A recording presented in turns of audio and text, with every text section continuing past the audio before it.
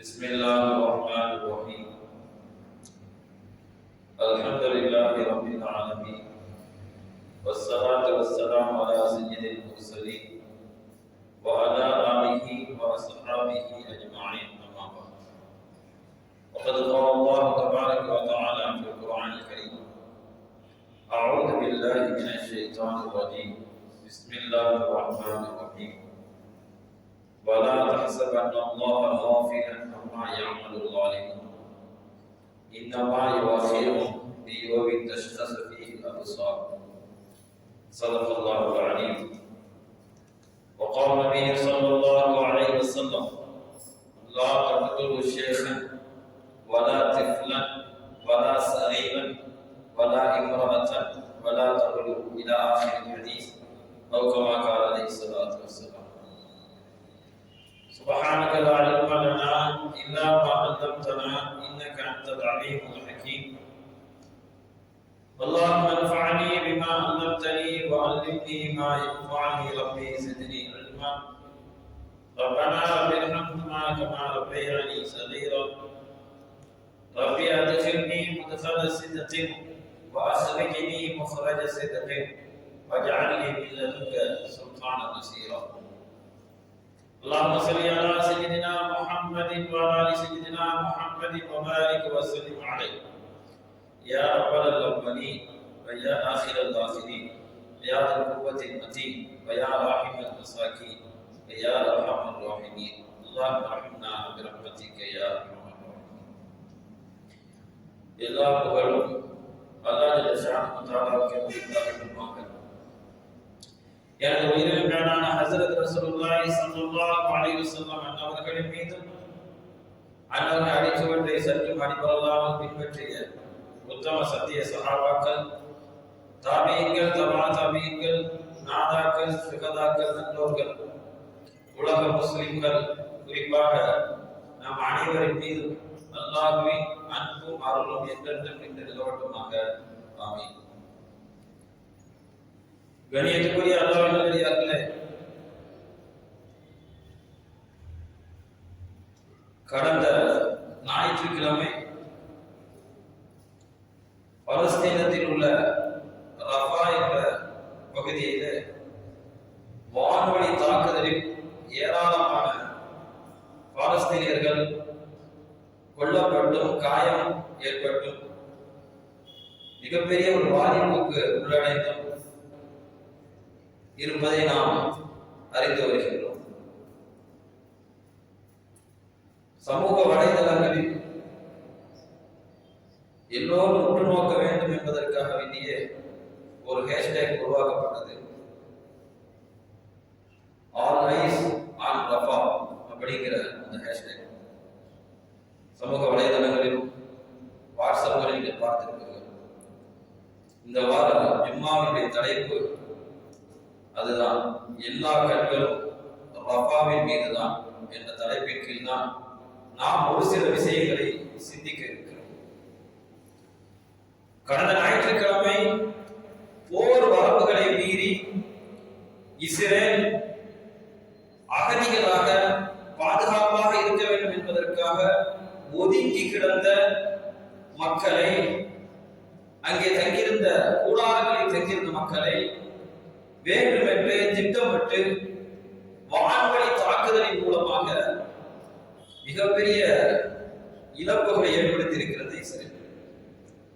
கிட்டத்தட்ட 45 உயிர் பெண்களும் குழந்தைகளும் 45 உயிர் போக இருக்கிறது. 100க்கும் மேற்பட்டவர்கள் காயம் இருக்கிறார்கள். காயம் என்றால் சாதாரண காயம் இல்லை, கால் துண்டிப்பு, கை துண்டிப்பு, கிட்டத்தட்ட எல்லாருமே ஐசியூல வைக்கக்கூடிய சூழ்நிலைகள் பாதிக்கப்பட்டிருக்கிறார்கள். இப்படி ஒரு தாக்குதல் ஏற்படுத்தக்கூடாது என்று சர்வதேச நீதிமன்றம் சொல்லியும் கூட அத்துமீறி எங்களால் எதையும் செய்ய முடியும், நாங்கள் எதற்கும் கட்டுப்பட மாட்டோம் என்ற ரீதியில இஸ்ரேல் இந்த மிகப்பெரிய கொடூர தாக்குதலை நடத்திவிட்டு இஸ்ரேல் பிரதமர் கூறக்கூடிய வார்த்தை நெதன்யாஹு கூறுகிறார், இந்த நிகழ்வு மிக துயரமான நிகழ்வு தான், மோசமான துயர நிகழ்வு என்று சொல்லுகிறார். சொல்லிவிட்டு இதற்குண்டான விசாரணை நடத்தப்படும், அதே நேரத்தில் நாங்கள் போரை கைவிட மாட்டோம், தொடர்போம் என்கிறார். சர்வதேச ரீதியிலே சமூக கண்டனங்கள் வந்து கொண்டே இருந்த போதும் கூட எதையும் நாங்கள் பொருட்படுத்த மாட்டோம் என்ற ரீதியிலே இஸ்ரேல் நடந்து கொண்டிருக்கிறார். பாதுகாப்பான பகுதியில் தாக்க வேண்டிய அவசியம் என்ன? எப்படி ஆதிவர்களை வழிக்கு கொண்டு வந்து விட வேண்டும்? எப்படி ஆதிவர்களை அழித்து விட வேண்டும்? நான் போருக்கு வரல என்று சொல்லி தனியாக ஒதுங்கிஇருக்கக்கூடிய மக்களை, பெண்களை, குழந்தைகளை, இன்னும் சொல்ல போனால் அப்பாவி மக்களை தாக்குவதற்கான காரணம் என்ன? அந்த பகுதி நீங்கள் தாக்குதல் ஏற்படுத்தக்கூடாது என்று சர்வதேச நீதிமன்றம் கண்டித்தும் கூட அந்த நீதிமன்றத்தினுடைய அந்த கண்டிப்பை கூட பொருட்படுத்தாமல் மிகப்பெரிய ஒரு தாக்குதலை ஏற்படுத்தி உலகம் முழுவதும் ஒரு அதிர்வலையை ஏற்படுத்தக்கூடிய ஒரு தாக்குதலாக அது அமைந்துவிட்டது. ஆனா மக்கள் என்ன போக்கிலே போய் கொண்டிருக்கிறார்கள்? ஒவ்வொரு நேரமும் பிரச்சனை வந்து கொண்டே இருக்கிறது. அதை பற்றி பேசிவிட்டு அடுத்த பிரச்சனையை என்ன செய்கின்றோம்? கையில் எடுத்துக்கொள்கிறோம். இப்படித்தான் நம்முடைய வாழ்க்கை அழிந்து கொண்டே செல்கிறது. அல்லாஹ் அந்த பலஸ்தீன மக்களுக்கு எல்லா விதமான உதவிகளும் செய்து எதிரிகளுடைய திட்டங்களை தவிடுபடியாக ஆக்கி முழுமையான பலஸ்தீன என்ற ஒரு சுதந்திரமான ஒரு நாடு கிடைப்பதற்கு வளர்ந்து தௌஃபீக் செய்வானாக. ஆமீன். இவ்வளவு நடந்தும் கூட அமெரிக்கா சொன்ன விஷயம் என்ன என்று பார்க்கும் பொழுது, இப்படி ஒரு தாக்குதல் இதயத்தை நொறுக்குவதாகத்தான் இருக்கிறது. இருந்தாலும் கூட இஸ்ரேல் தன்னை பாதுகாத்துக் கொள்வதற்காக இப்படி தாக்குதலை தொடரலாம் என்று சொல்லியிருக்கிறது. இதயத்தை நொறுக்குகிறது. ஆனால் இஸ்ரேல் தன்னை பாதுகாப்புக்காக வேண்டி தாக்குதலை ஏற்படுத்திக் கொள்ளலாம். இஸ்லாமிய நாடுகளின் கூட்டமைப்பு கூறுவது என்ன? இஸ்லாமிய நாடுகள் மிகவும் கவலையோடு தான் சொல்லுகிறது. இனப்படுகொலை கொடூரமான செயல் என்று கண்டிக்கிறது இஸ்லாமிய நாடுகளின் கூட்டமைப்பு. போர் குற்றங்களாக இருக்கிறது, மனித குலத்திற்கு எதிரான குற்றம் என்றெல்லாம் சொல்லுகிறது. எதையும் பொருட்படுத்தவில்லை அமெரிக்காவும் இஸ்ரேல். சவுதி அரேபியா தேசம் தடவை கொடுத்துருக்கும்.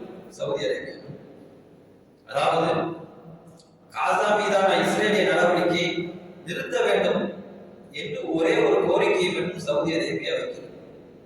இஸ்ரேலுடைய பிணை கைதிகளை விடணும், காசாவுக்கு போர் நிறுத்தணும் என்ற ஒரு சில வார்த்தைகளோடு முடித்துக் கொள்கிறது சவுதி அரசாங்கம். இப்படித்தான் நம்முடைய சமுதாயம் இருந்து கொண்டிருக்கிறது என்பதை நாம் உணர வேண்டும். போர் நியதிகள் என்று சில இருக்கிறது. இந்த ஜும்மாவில் நாம் 3 விஷயங்களை சிந்திக்க இருக்கிறோம். இப்படி ஒரு தாக்குதல் ஏற்பட்டு போய்விட்டது. இந்த நேரத்தில் நமக்கு சிந்தனைக்கான விஷயம் என்னவென்றால் 3 விஷயங்களை நாம் சிந்திக்க வேண்டும். முதலாவது விஷயம், போர் நியதிகள். போர் என்று வந்துவிட்டால் அதற்கான நியதிகள் இருக்கிறது. அந்த நியதிகளை அநியாயமாக அது தாண்டிவிட்டது இஸ்ரேல். இஸ்லாமில் சொல்லப்பட்ட நியதி மிக அதிகம். யுத்தங்களில் இஸ்லாம் கடைபிடிக்க கூறுகின்ற அடிப்படை மிக முக்கியமானது, எதிரியாக இருந்தாலும் உயிர் முக்கியம். குர்ஆன் சொல்கிறது எதிரியாக இருந்தாலும் உயிர் முக்கியம். மன் கதர நஃப்ஸன் பிகைரி நஃப்ஸின் ஃபஸாத ஃபில் அர்தி ஃபகன்னமா கதர الناس ஜமீஆ. ஒருவர் ஒரு உயிரை அநியாயமாக, உயிருக்கு பகரமாகவோ அல்லது வேறு ஏதும் தண்டனையாகவோ இல்லாமல் வேண்டுமென்றே ஒரு உயிரை கொள்வது என்பது ஒட்டுமொத்த சமுதாயத்தை கொள்வதற்கு சமம் என்று குர்ஆன் சொல்லித் தருகிறது.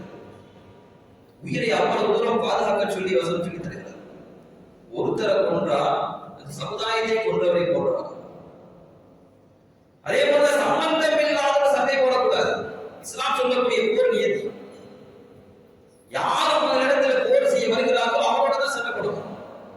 சம்பந்தம் இல்லாத மக்களோட சண்டை போடக்கூடாது. அப்பாவி மக்களை கொலை செய்யக்கூடாது. மோசடி உடன்படிக்கைகளை மீறக்கூடாது. மிக முக்கியம். காசாவுடைய தெற்கு பகுதியில ரஃபா இருக்குது. அந்த பகுதியில கிட்டத்தட்ட புலம்பெயர்ந்து இங்கே நிறைய நெருக்கடி இருக்கிறது, போர் நடந்து கொண்டிருக்கிறது, இங்கே என்ன பாதிக்கப்படுவோம் என்று நினைத்து மக்கள் புலம்பெயர்ந்து அகதிகளாக வீட்டை விட்டு அந்த பகுதிக்கு சென்ற மக்களை அங்கே போய் கொண்டு வைத்து பலவிதமான தாக்குதல்களை ஏற்படுத்தி, வான்வழி தாக்குதல்களை ஏற்படுத்தி அந்த அப்பாவி மக்களை கொல்ல வேண்டிய சூழ்நிலை எதனால் வந்தது?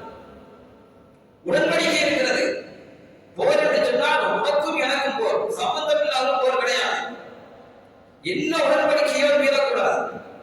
இஸ்லாம் சொல்லி தருகிறது மோசடி உடன்படிக்கை மீறாமல் தடுக்கப்பட வேண்டும்.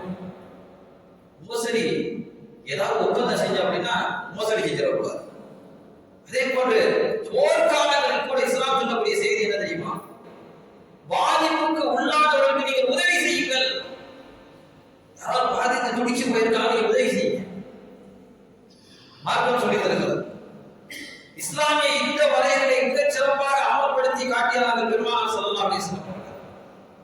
முதியவர்கள், அடைக்கலம் தேடி வந்தவர்கள், பெண்கள் யாரையும் கொல்லக்கூடாது. ஸல்லல்லாஹு அலைஹி வஸல்லம் உத்தரவு உலகத்திற்கு சொல்ல வேண்டிய செய்தி இது. ஸல்லல்லாஹு அலைஹி வஸல்லம் சொன்னார்கள், கியாமத் நாள் வரை இந்த ஹதீஸ் இருந்து கொண்டே இருக்கும். லா தக்துபு வலா தக்துபு ஷைഖன் வலா திஃப்லன் வலா சதீரன் வலா இம்ராத்தன். வயது முதிர்ந்தவர், பெண்கள், சிறுவர்களை கொல்லக்கூடாது, அப்பாவிகளை கொல்லக்கூடாது. போர் என்று வந்தால் எவ்வளவு முக்கியமாக இருக்கும். அந்த நேரத்தில் கூட பெருமானார் ஸல்லல்லாஹு அலைஹி வஸல்லம் உடைய கட்டளை, நீங்கள் பெண்களை கொல்லக்கூடாது, சிறுவர்களை கொல்லக்கூடாது, முதியவர்களை கொல்லக்கூடாது. இன்னொரு ஹதீஸில் ஸல்லல்லாஹு அலைஹி வஸல்லம் சித்திரவதை செய்வதற்கு அனுமதி இல்லை. போரிலே பிடித்தவர்களை அவருடைய உறுப்புகளை சிதைப்பதற்கோ சித்திரவதை செய்வதற்கு அனுமதி கிடையாது, செய்யாதீங்கன்னு சொன்னாங்க. அதே போன்று ஒருபடி மேல போய் மனிதர்களை தாண்டி நீங்கள் போர் செய்ய புறப்பட்டு செல்லும் பொழுது இடையில மரங்கள், செடிகள், விவசாயம் இருந்தால் அதை நாசமாக்கி விடாதீர்கள். பெருமானார் ஸல்லல்லாஹு அலைஹி வஸல்லம் அவர்களுடைய உத்தரவு அது. நீங்கள் இன்னொரு இடத்துக்கு போர் செய்யும் பொழுது அவர் செய்ததற்கு விவசாயத்தை நீங்கள் என்ன செய்து விடாதீர்கள், வீணடித்து விடாதீர்கள். மரம், செடி, கொடிகளை வீணாக்கி விடாதீர்கள். இப்படியெல்லாம் சொல்லித்த அந்த வாக்கியத்திற்கு சொந்தக்காரர்கள் நாம். அதனால்தான் பலஸ்தீனர்கள் இன்னுமே பொறுமையாக சென்று கொண்டிருக்கிறார்கள் என்று நான் நினைக்கிறேன். அந்த சிந்தனைகள் இருந்த காரணத்தினால்தான் இவ்வளவு பொறுமை காத்துக் கொண்டிருக்கிறார்கள். இவ்வளவு உயிர் சேதம் ஆகிவிட்டது. கிட்டத்தட்ட 36,000 சொல்றாங்க. எத்தனை பேரும் உண்மையா தெரியல. இவ்வளவு பேர் இறந்தும் கூட ஈமானிய உறுதி, அந்த மூமின் என்ற கோழைத்தனம் இல்லாத அந்த நெஞ்சுறுதி, கலிமா என்ற உண்மையான அந்த அன்பு, அல்லாஹ்வுடைய அந்த பிரியம் அத்தனை சேர்த்து அவரை நிப்பாட்டி கொண்டிருக்கிறது. நாம் சிந்திக்க வேண்டிய முதல் செய்தி இதுதான். போர் என்று வரும் பொழுது போர் நியதிகளை கடைபிடிக்க வேண்டும். இஸ்ரேல் போர் நியதிகளை கடைபிடிக்க தவறிவிட்டது. இரண்டாவது செய்தி, முஸ்லிம்கள் நாம் சிந்திக்க வேண்டிய விஷயம், இனவாதம் கூடாது. இனவாதம் என்றால் என்ன? குடும்பம், நிறம், மொழி, நாடு. தங்களுடைய குடும்பம், இது என்னுடைய குடும்பம், இது என்னுடைய கலர், நிறத்துல வேறுபாடு, இதுதான் இனவாதம். மொழி, அதே போன்று நாடு, இது போன்ற விஷயங்களிலே இனவாதம் என்பது கூடாது என்று மார்க்கம் சொல்லித் தருகிறது. அடிக்கடி நீங்கள் கேள்விப்பட்டிருக்கலாம். பெருமானார் ஸல்லல்லாஹு அலைஹி வஸல்லம் அவர்கள் தன்னுடைய இறுதி பேருரையிலே ஹஜ்ஜிலே சொன்ன விஷயம், எந்த ஒரு அரபிக்கும் அரபி அல்லாதவரும் ஏற்றத்தாழ்வு கிடையாது, கருப்பனுக்கும் வெள்ளையனுக்கும் ஏற்றத்தாழ்வு கிடையாது. நீ அரபியா இருந்தாலும் சரி, அரபியா இருந்தாலும் மற்ற மொழியை படிச்சவனா இருந்தாலும் சரி, தாய்மொழியை கொண்டவனாக இருந்தாலும் சரி, கருப்பனாக இருந்தாலும் சரி, வெள்ளையனாக இருந்தாலும் சரி, யாருக்கும் எந்த யாருக்கும் எந்த வேறுபாடு கிடையாது என்றார்கள் பெருமானார் ஸல்லல்லாஹு அலைஹி வஸல்லம். அப்படி இனவாதம் பேசக்கூடியவர்களுக்கு யாராவது உதவி செய்வார்கள் யாரா? ஸல்லல்லாஹு அலைஹி வஸல்லம் அருமையான ஒரு உதாரணத்தை சொல்லி தருகிறார். சொன்னார்கள் ஸல்லல்லாஹு அலைஹி வஸல்லம் அவர்கள், மன் நஸர கௌமஹு அலா கைரில் ஹக்கி ஃபஹுவ கல் பகீ. யார் வந்து இனவாதம் பேசக்கூடிய, அடிச்சாட்டிய முடியக்கூடிய கூட்டத்தினருக்கு உதவி செய்கிறார்களோ அவர்கள் கிணற்றிலே விழக்கூடிய உலகத்தினுடைய வாளை பிடிக்கக்கூடியவர்கள். கிணத்துல ஒட்டகம் விலக போகுது, அவருடைய வாழை பிடிச்சா உலகத்தை பிடிச்ச முடியுமா? அதே போன்றான நிலைமை என்று பெருமானார் ஸல்லல்லாஹு அலைஹி வஸல்லம் சொல்லியிருக்கிறார்கள். ஒற்றுமைக்கான வழிமுறைகளை யதார்த்தமாக ஆக்கியிருக்கிறது இஸ்லாம். எந்த தலைவரும் குறையே இல்லாத தலைவரே கிடையாது. எந்த தலைவராக இருக்கட்டும், தலைமை பதவியில் இருக்கக்கூடியவர்கள் குறையே இல்லாத தலைமை, குறையே இல்லாத தலைவர் என்று சொல்லவே முடியாது. ஒரு சில குறைகள் இருந்தாலும் அதை பொறுத்துக் கொண்டு கட்டுப்பட வேண்டும் என்று மார்க்கம் சொல்லித் தருகிறது. அப்போதான் ஒற்றுமை என்பது கிடைக்கும். நம்மிடத்தில் பலவிதமான இனவாதங்கள், குடும்ப பாரம்பரியங்கள், என்னுடைய பாரம்பரியம் பெரியது, ஐயாவும் ஜாகிலியாவில் சொன்ன அந்த விஷயம் இப்பொழுது பேசப்படுவதன் காரணமாக நம்மிடத்தில் ஒற்றுமை இல்லாமல் போய்விட்டது.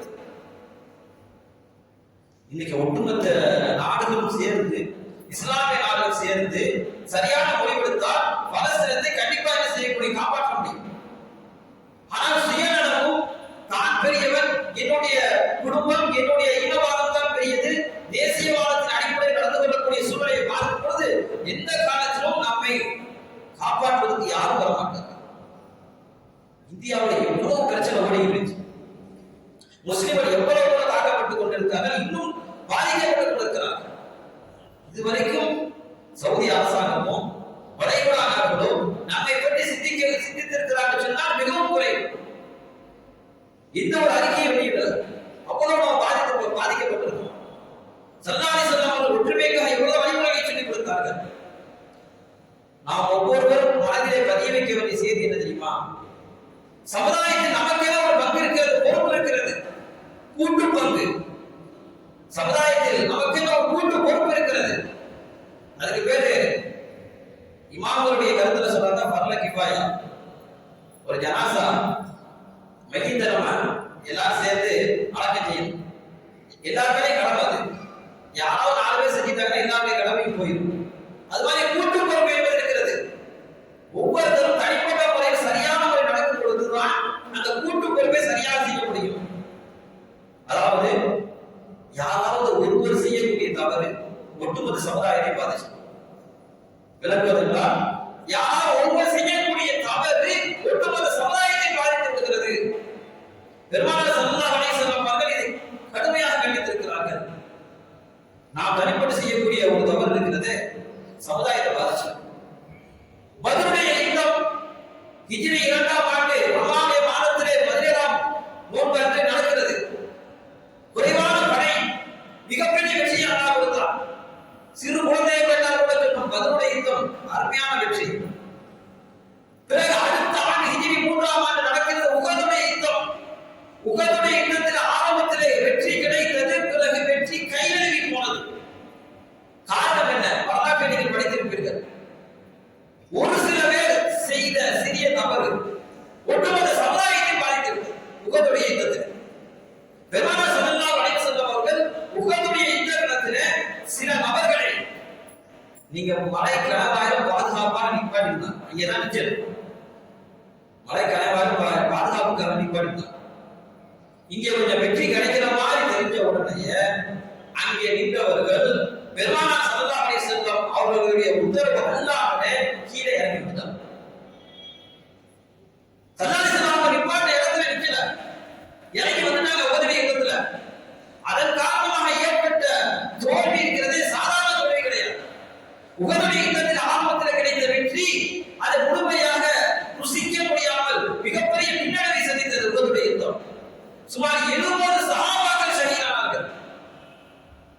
ஒரு சில பேர் செய்த தவறு அந்த இடத்துல நின்றுட்டாங்க சரியான முறையில. பெருமானார் ஸல்லல்லாஹு அலைஹி வஸல்லம் அவருடைய உத்தரவு வரவர் நின்றுட்டாங்க என்று சொன்னால் அல்லாஹ்வுடைய ஏற்பாடு இப்படித்தான் நடக்க வேண்டும் என்று ஒரு கற்பனையாக அப்படி நின்றிருந்தால் நிச்சயமா இவ்வளவு பெரிய பாதிப்பு இருந்திருக்காது. ஒரு சில பேர் செய்த தவறுகள் 70 சஹாபாக்களை காவாக்கி விட்டது, ஷஹீதானார்கள். சாதாரண சஹாபாக்கள் ஊர்ல இறந்தவங்க ஷஹீதானவங்க யாருமே சாதாரணவங்க கிடையாது. 3 சஹாபாக்கள், மிக முக்கியமான 3 சஹாபாக்கள், முத்தானவர்கள். ஹம்ஸா ரலியல்லாஹு தஆலா அன்ஹு, அப்துல்லாஹ் இப்னு ஜஅஷ் ரலியல்லாஹு தஆலா அன்ஹு, முஸஅப் இப்னு உமைர் ரலியல்லாஹு தஆலா அன்ஹு. ஹம்ஸா ரலியல்லாஹு தஆலா எப்படிப்பட்ட வீரர் தெரியுமா? அவர்களை போரிட முடியாது. பெருமானார் ஸல்லல்லாஹு அலைஹி வஸல்லம் சிறிய தந்தையா ஸல்லல்லாஹு அலைஹி வஸல்லம் அவர்களுக்கு ஹம்ஸா ரலியல்லாஹு தஆலா மிகப்பெரிய டிஃபரன்ஸ் கிடையாது, வயது வித்தியாசம் ஒரு சில வயது தான் வித்தியாசம். 2 பேருமே ஸல்லல்லாஹு அலைஹி வஸல்லம் அவர்களும் ஹம்ஸா ரலியல்லாஹு தஆலா அவர்களும் ஒரு தாயிடத்தில் பால் கொடுத்திருக்கிறார்கள். பால்குடி என்று வரும்பொழுது ஸல்லல்லாஹு அலைஹி வஸல்லம் அவர்களும் ஹம்ஸா ரலியல்லாஹு தஆலா அவர்களும் சகோதரர்கள், அண்ணன் தம்பிகள். ஒரு பக்கம் சாச்சா, ஒரு பக்கம் அண்ணன் தம்பி உறவு. ஹம்ஸா ரலியல்லாஹு தஆலா எப்படி ஷஹீதானார் தெரியுமா? வஹ்ஷி ரலியல்லாஹு தஆலா அவர்கள் இஸ்லாத்தை ஏற்கல. உஹதுடைய யுத்தத்துல எப்படியாவது ஹம்ஸா ரலியல்லாஹு தஆலா கொல்ல வேண்டும் என்று திட்டம் தீட்டி மலைக்கு பக்கத்திலே பதுங்கி இருந்து ஹம்ஸா ரலியல்லாஹு தஆலா தாக்கி கொடூரமாக தாக்கினார்கள். அவருடைய வயிற்றிலே, தன்னுடைய வயிற்றுக்கும் மர்மஸ்தானுக்கும் இடைப்பட்ட இடத்திலே தாக்கினார்கள். தாக்கி கீறி கிழித்து ஹிந்தா என்ற பெண்மணி இருக்கிறார்களே, பின்னாடி அவங்க இஸ்லாத்துக்கு வந்துட்டாங்க. ஹம்ஸா ரலியல்லாஹு தஆலாவுடைய ஈரலை எடுத்து சப்பி துப்பினார்கள்.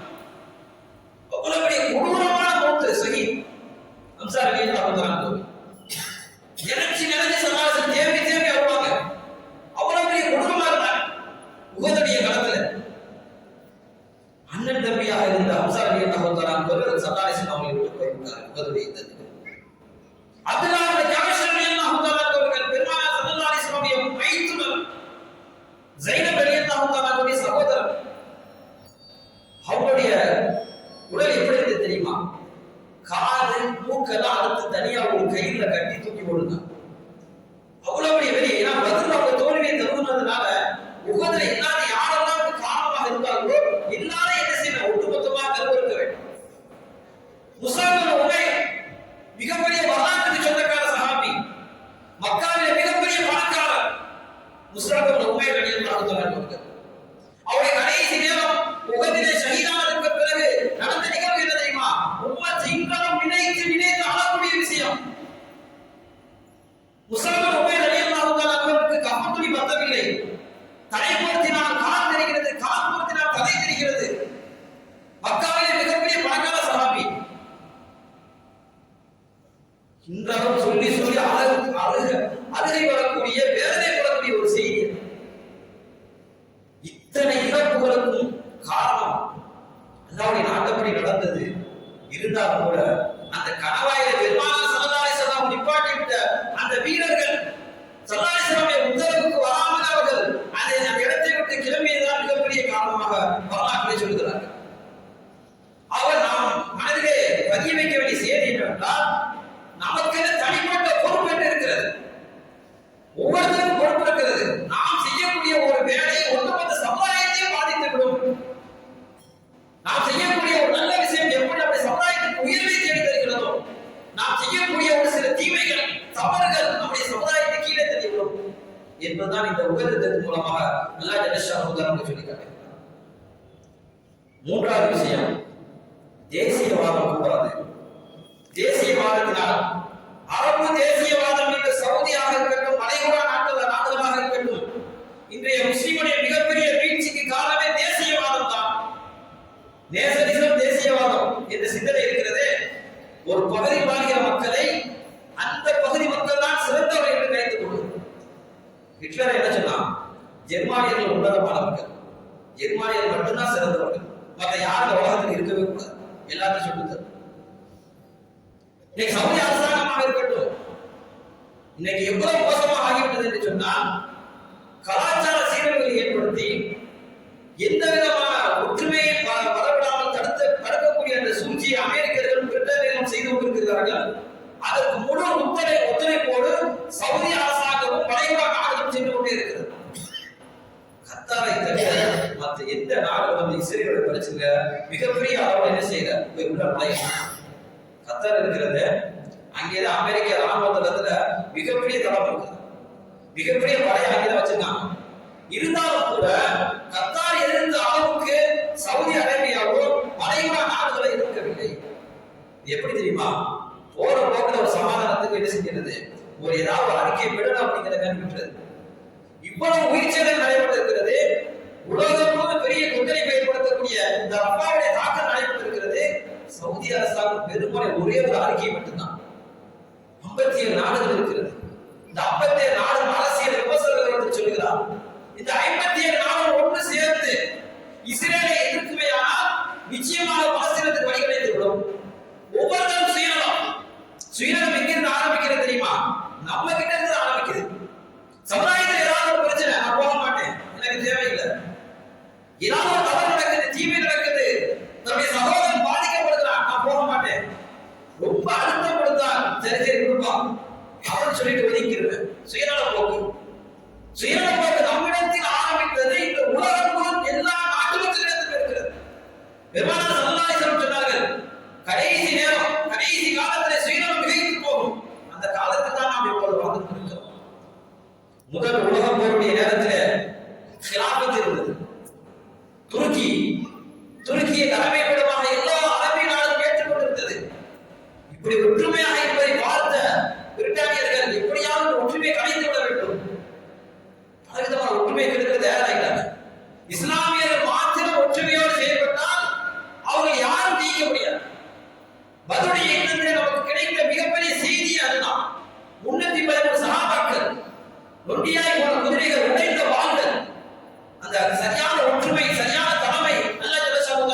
கொடுத்தான். இன்னைக்கு ஒற்றுமை என்பது கிடையாது. நீ பெரியாரா நான் பெரியாரா, சின்ன சின்ன விஷயத்துல இருந்து இங்க இருந்து ஆரம்பிக்க, நம்மிடத்துல இருந்து ஆரம்பிக்கிறது. உலகத்திலே சர்வதேச அளவில் பார்க்கும்போது கூட முஸ்லிம்களிடத்தில் ஒற்றுமை என்பது இல்லாமல் போய்விட்டது. துருக்கியை தலைமையிடமாக கொண்டு இயக்கிய நம்முடைய அரபு உலகம் காலப்போக்கிலே துருக்கியை வீழ்த்தி சின்னாபின்னமாக ஆக்கிவிட்டது. ஜெர்மானியர்கள் என்ன செஞ்சாங்க? முதல் உலக போல தோல்வியை தழுவினார்கள். ஆனால் என்ன செய்யப்படல, இந்த அளவுக்கு துருக்கியை போட்டு சின்னாபின்னமாக ஆக்கப்படவில்லை. அது துருக்கி மிகவும் மோசமாக செய்து கொண்டிருந்தது. இதற்கெல்லாம் காரணம் எப்படியாவது ஒற்றுமை கிடைத்து விட வேண்டும். அதே நேரத்தில் துருக்கியை ஆண்ட மன்னர்கள் எப்படி இருந்தார்கள் தெரியுமா? ஒரு நேரத்தில் வரலாறு நாம் பார்க்கிறோம். சியோனிசம் என்று சொல்லக்கூடிய இஸ்ரேலுக்கு தனி ஒரு நாடு உருவாக்க வேண்டும் என்று சொல்லக்கூடிய சியோனிசம் கொள்கை இருக்கிறது. அதை உருவாக்கிய யார் அப்படின்னா தியோடர் ஹெர்சல் என்பவர் தான் உருவாக்கினார்.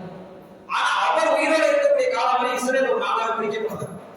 அப்ப அவர் என்ன செஞ்சார் அப்படின்னா தியோடர் ஹெர்சல் துருக்கி மன்னர் நபி வேண்டுகிறார், இஸ்ரேலுக்கு என்ன செய்ய ஒரு நாடு நீங்க ஏற்படுத்தி கொடுங்க, பலஸ்தீனத்திலிருந்து பிரிச்சு ஒரு நாடை நீங்க ஏற்படுத்தி கொடுங்கன்னு கேட்கிறார். வரலாற்றை நீங்கள் பார்க்கணும். அப்படி துருக்கி மன்னர் சீரணமாக எதையும் அவர் செய்யல. சொன்ன வார்த்தை, இஸ்ரேல் கண்டிப்பாக நிச்சயமா உங்களுக்கு தனியாக நாடு தர முடியாது, பலஸ்தீன மக்கள் எங்களுடைய சகோதரர்கள், நீ ஒரு காலம் அந்த நாட்டை பிடிக்க முடியாது, இருக்க முடியாது என்று சொல்லி அதை அனுப்பிவிட்டார். இப்படியெல்லாம் உப்பு வாழ்ந்த மக்கள் இருந்து கொண்டிருக்கிறார்கள். இன்னைக்கு நம்ம ஒண்ணு சேர்ந்து எதிர்க்காதனால விளைவு என்ன எப்படி ஆயிடுச்சு அப்படின்னா ரொம்ப நம்ம பின்னாடி போயிட்டோம். நீங்க பாருங்க, ரஃபால மிகப்பெரிய ஒரு தாக்குதல் ஏற்படுது.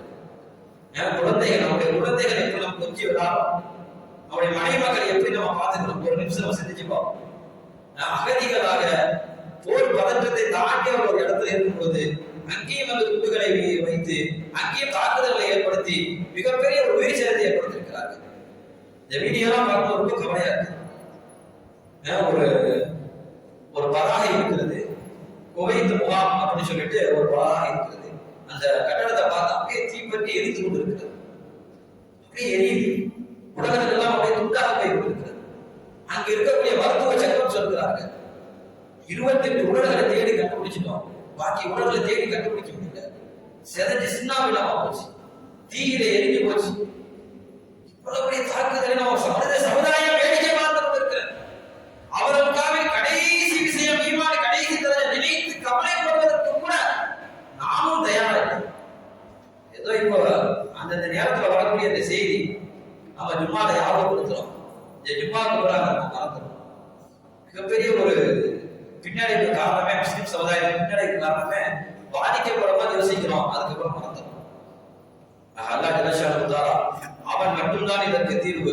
உலகம் முழுவதும் முஸ்லிம்கள் பாதிக்கப்படுகிறார்கள். அதே நேரத்தில் மிகப்பெரிய கவலை என்னன்னா, இவ்வளவு நமக்கு நேரடியாக முஸ்லிம்கள் பாதிக்கப்படுகிறார்கள் என்று தெரிந்தும் கூட அதை பார்த்து கூட நம்ம இங்க நிம்மதியாக இருக்கிறோம் அப்படிங்கிற அறுபாடுல அல்லாஹ் நம்ம நெருங்கிறது இல்லை. அல்லாஹ் நம்ம நெருங்கிறதே கிடையாது. சரியான முறையில் தொழுகிறது இல்லை, சரியான முறையில் அல்லாஹ் உருவாக்குகிறது இல்லை, சரியான முறையில் தன்னுடைய தொழில்துறைகளை வைத்துக் கொள்வது கிடையாது, ஹலால் ஹராமை பேணுவது கிடையாது. அல்லாஹ் மாத்திரம் தண்டனை கொடுக்க நாடினால் அவன் எப்படி வேணா கொடுப்பான். அது போரின் மூலமாக இருக்கலாம், அது வானத்திலிருந்து வரக்கூடிய தண்டனையாக இருக்கலாம். ஆகையினால ரொம்ப அச்சப்பட்டு வாழக்கூடிய காலத்தில் இருந்து கொண்டிருக்கிறோம். அதிகமான முறையில அரசு நமக்கு துவா செய்யுங்கள். அல்லாஹ் ஜல்லஷானஹு தஆலா இது போன்ற தாக்குதலை இனிமேல் நிகழாமல் இருப்பதற்கும் முழுமையான முறையில் இந்த மக்களை பாதுகாத்து அருள் புரிவானாக. ஆமீன். வாஹிர் தவானா அல்ஹம்துலில்லாஹி ரப்பில் ஆலமீன். அஸ்ஸலாமு அலைக்கும் வரஹ்மத்துல்லாஹி தஆலா வபரகாத்துஹு.